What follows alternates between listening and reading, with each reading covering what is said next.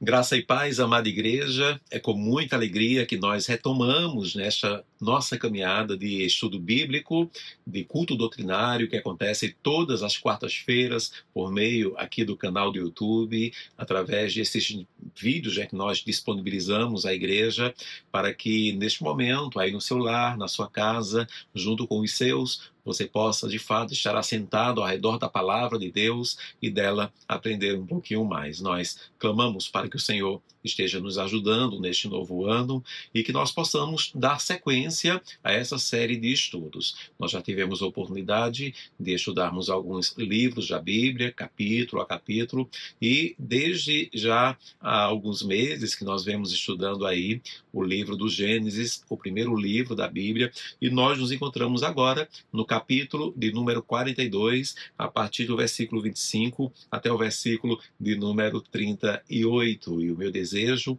é que o Senhor, de fato, esteja falando conosco aqui neste momento, derramando da sua ministração, da sua edificação, gerando em nós o crescimento que, de fato, só vem do Senhor. Só Ele pode gerar este verdadeiro crescimento em nós. Amém, irmãos? Eu vou ler aqui, então, uma pequena parte, deste texto. Não vou ler todo o bloco, do versículo 25 até o 38, até por causa do tempo que nós disponibilizamos aqui, é um tempo um pouco curto, mas eu quero ler do versículo 25 até o versículo de número 28, o que vai facilitar em muito, aqui a nossa compreensão daquilo que o Senhor tem para nos ensinar no dia de hoje, é o conhecimento prévio que nós temos dessa passagem. É um texto muito conhecido, é um contexto mais conhecido ainda, ali o reencontro de José com os seus irmãos, ok? Então a palavra nos diz assim, a partir do versículo 21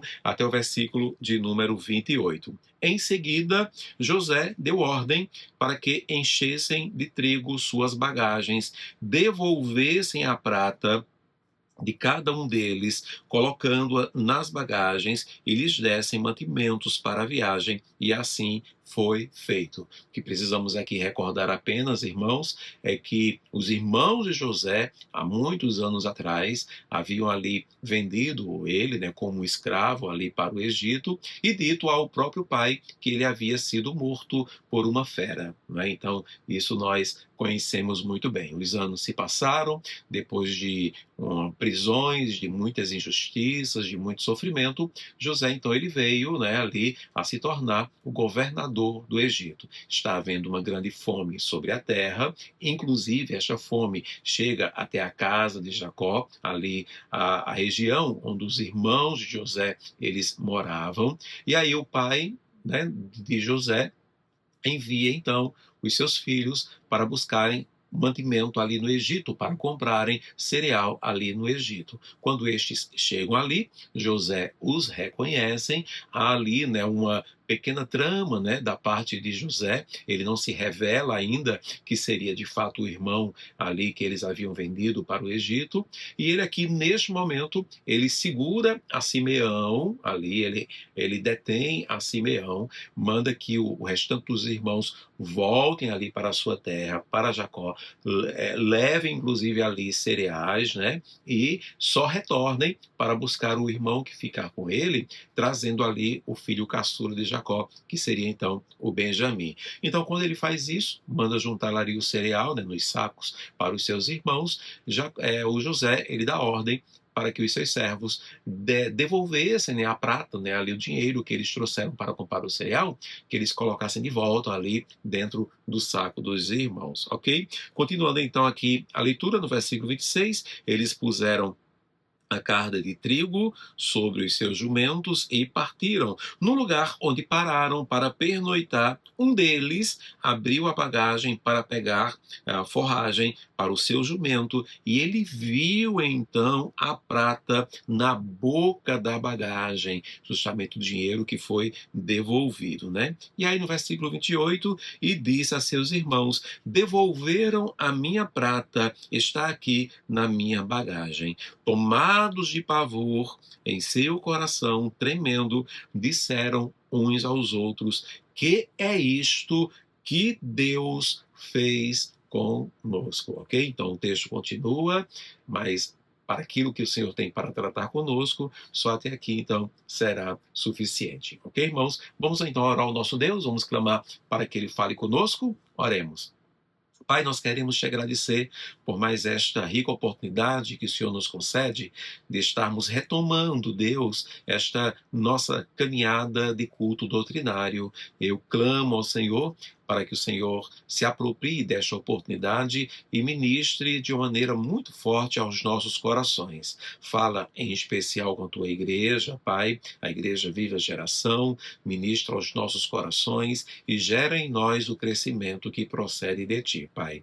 Que seja assim hoje e durante todo o ano de 2026, para a honra e glória do teu santo nome. E é no nome de Jesus que eu te oro assim. Amém e amém. Ok, irmãos, a passagem de Gênesis, capítulo 42, versículo 25 até o versículo número 38, ela está inserida aqui no momento em que os irmãos de José estão retornando ali, né, justamente do Egito para Canaã, né, para a terra do seu pai. Logo após ali o primeiro encontro que eles tiveram com José, né, e ainda sem reconhecê-lo, como nós aqui lembramos no princípio, né, José ainda não havia se revelado para eles. O texto então revela não apenas aqui acontecimentos externos, mas eu creio também revela aqui, traz para nós processos profundos que Deus estava conduzindo no coração daquela família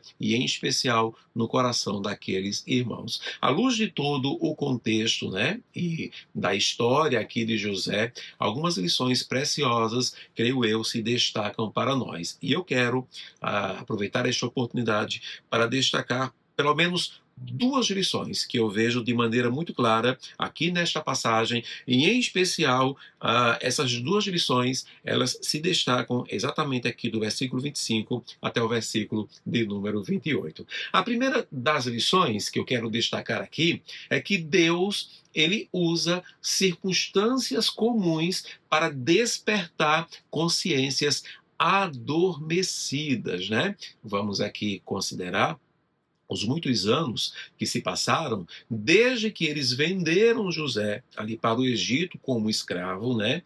Deram-lhe ali por morto, né? Por meio de uma fera ao seu próprio pai. E acredito eu, talvez eles até acreditassem que José já estivesse morto, né? Que ele nem existisse mais. Então, muitos anos haviam se passado ali, né? Então, essa é uma lição que para mim salta aqui aos olhos, por causa de algumas nuances, em especial aqui nesta leitura que nós fizemos. Então, Deus, ele usa circunstâncias comuns para despertar consciências ali adormecidas. A grande lição aqui é que consciências inquietas revelam que Deus ainda está tratando conosco, né? Se há uma inquietação no meu coração, se há uma inquietação na minha consciência, se eu ainda fico remoendo algumas coisas ali do passado, coisas que eu cometi, males que eu cometi, é provável, né? Há uma grande possibilidade de que Deus ainda esteja tratando conosco. Perceba, quando os irmãos encontram ali a prata devolvida, quando encontram ali o dinheiro devolvido que eles haviam pago, né, para o governador, não sabendo que era José, para o governador do Egito, em troca daqueles sacos de cereais, quando eles encontram esta prata, quando eles encontram esse dinheiro ali nos sacos de cereais, o medo toma conta deles, né? O texto vai dizer no versículo número 28, né, que eles, tomados de pavor em seu coração tremendo, né? Eles ficaram tremendo ali. Tal foi o medo ali que dominou a vida desses irmãos. Então, aquilo que poderia ser visto como uma bênção, né? Veja só, o dinheiro que nós entregamos voltou para nós, olha só que bênção, se torna, na realidade, um motivo de tremor, um motivo de grande medo. Por quê? Porque, creio eu, a culpa não tratada, ela transforma até um favor em ameaça, né? Então, Deus aqui, ele está usando deixando o que eu creio, um detalhe logístico, né, um dinheiro que foi pago e um dinheiro que retorna, para justamente trabalhar algo espiritual, levar então aqueles homens a encarar o pecado cometido contra José, né? Se eles fizeram uma injustiça contra a vida de José, parece-me que este fantasma, né, da injustiça, ou melhor dizendo, esse fantasma do retorno, era algo que os assombrava. Então, logo, eles ficaram tomados, em vez de ficarem felizes pelo retorno do dinheiro, eles ficam tomados ali de medo, de pavor, né, a ponto de, como diz o texto, né, ficarem ali tremendo. Então Deus, ele usa circunstâncias comuns para despertar consciências adormecidas. Se a sua consciência está muito inquieta, se vem muito ao seu coração algo que você cometeu, uma falha que você cometeu, um pecado que você cometeu, pode ser, né, que isso esteja revelando que Deus ainda está tratando contigo. E para ficar mais claro ainda, vamos então para a segunda lição, né, que aqui é uma dobradinha, serão apenas 2 lições. Então, a outra lição preciosa que eu retiro aqui desse texto, em especial destes poucos versículos que nós lemos aqui, é que, em segundo lugar, a culpa não resolvida gera um medo constante. Pode ser uma pequena repetição, mas eu prefiro chamar uma pequena variação, né, do primeiro ponto. O primeiro ponto, Deus, ele usa circunstâncias comuns para despertar consciências adormecidas. A segunda lição, a culpa não resolvida gera um medo constante, mas perceba que é um medo muito específico.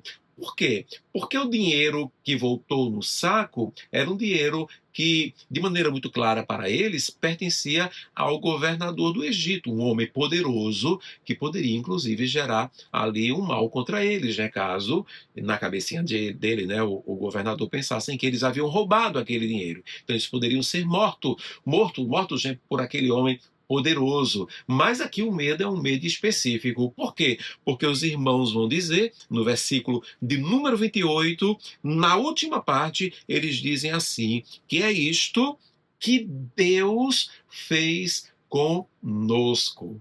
Que é isto, que não o governador, não um de nós, mas que Deus, o Senhor, fez conosco. Então eles reconhecem que não se trata apenas de um problema político, um problema comercial, um problema em que eles estavam agora correndo um perigo nas mãos de um homem, ainda que fosse governador do Egito, um homem poderoso, mas sim de uma ação divina. E para mim aqui fica muito claro que o passado aqui, ele retorna com força. Eles se sentem realmente como alguém que era devedor a Deus, como alguém que havia cometido um pecado contra o Senhor, né? Isso revela que havia, sim, no coração desses homens, na consciência desses homens, um pecado ali não resolvido, um peso na consciência, né? Então, a grande lição aqui é que pecados enterrados nunca ficam mortos, cedo ou tarde eles ressurgem para serem tratados. Então, assim que eles descobrem, né, esse problema, essa dificuldade, este impasse daquele dinheiro que ali estava, eles logo botam a mão na consciência: o que é isto que Deus, o Senhor, fez conosco? Foi que Deus fez conosco. E por que eles pensariam isto?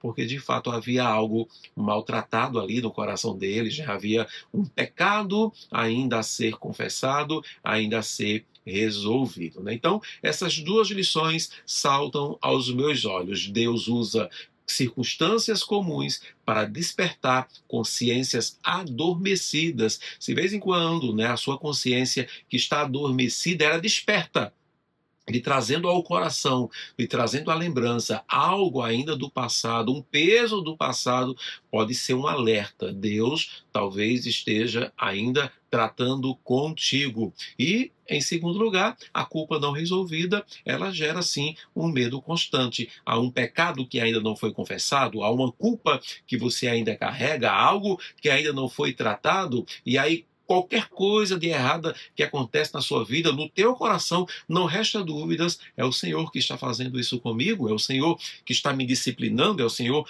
que está pesando a mão sobre mim. Então eu quero deixar dois conselhos para você. Eu diria que você precisa, antes de tudo, encarar isto de frente. Encare de frente. É a melhor coisa que você pode fazer.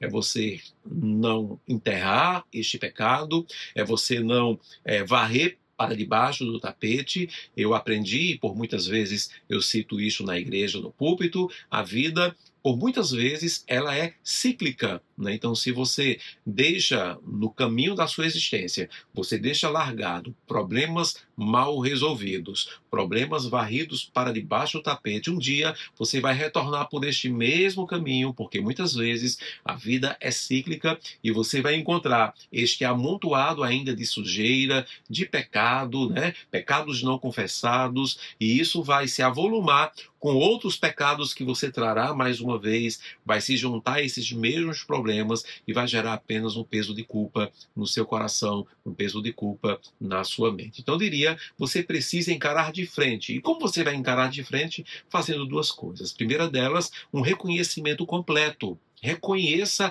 completamente, não tente se explicar, não tente ali passar a mão sobre a sua própria cabeça. O que é pecado, o que é erro, e você o sabe. Você o sabe. Então trate com o seu Deus de maneira direta, com, de fato, muita sinceridade no coração. Seja, sabe, use de uma completude com o seu Deus. Eu sei que você sabe que Deus, ele sabe de todas as coisas, ele tem conhecimento de tudo, mas ele quer ouvir a sua voz. Então, reconheça completamente aquilo que não foi tratado. E em segundo lugar, fechando aqui a dobradinha, então, encare de frente com o quê? Com uma confissão sincera. Seja sincero ao seu Deus, confesse completamente o seu pecado, o seu erro, e é claro que o seu Deus estará pronto para estender perdão para a sua vida, para restaurar perdão aí sobre você. Então, em nome de Jesus, não há necessidade de você viver com esta culpa, carregando este peso. Você pode encontrar alívio, e alívio em Cristo Jesus. Amém, irmãos? Que Deus então nos abençoe, que você seja levado a uma profunda reflexão e que haja libertação hoje para a sua mente e para o seu coração. Encare de frente o seu passado, encare de frente aquilo que você cometeu, aquilo que estava enterrado, aquilo que você estava tentando esquecer, encare de frente. Reconheça completamente e confesse com muita sinceridade diante do seu Deus. Amém, irmãos? Que Deus então nos abençoe e que na próxima quarta-feira você esteja mais uma vez aqui, né? E esteja acessando mais uma vez este canal, e você vai ter então a continuidade desse estudo bíblico baseado aqui no livro do Gênesis. Amém? Vamos orar ao nosso Deus. Pai, eu clamo para que o teu Espírito Santo esteja neste momento visitando este meu irmão, esta minha irmã, que em nome de Cristo Jesus, esse mesmo Espírito esteja falando profundamente ao coração de cada um. Pai, não vale a pena viver esta vida carregando culpa, Deus, carregando um peso do passado, mas que haja uma resolução, Pai, que haja um reconhecimento da parte deste irmão, desta irmã, por algo que foi cometido no passado, e que principalmente haja uma confissão sincera, para que haja cura, para que haja perdão, para que haja restauração, Senhor, para que em Cristo Jesus este meu irmão ou esta minha irmã se sinta livre, livre em Cristo Jesus, Pai, e que todo o erro do passado se transforme apenas em uma experiência para o presente. Faz assim, Deus, em nome de Cristo Jesus, aquele que vive e reina para todo sempre. Amém e amém. Amém, irmãos. Que Deus, então, te abençoe, que Ele seja sobre a sua vida e sobre a sua casa. Paz.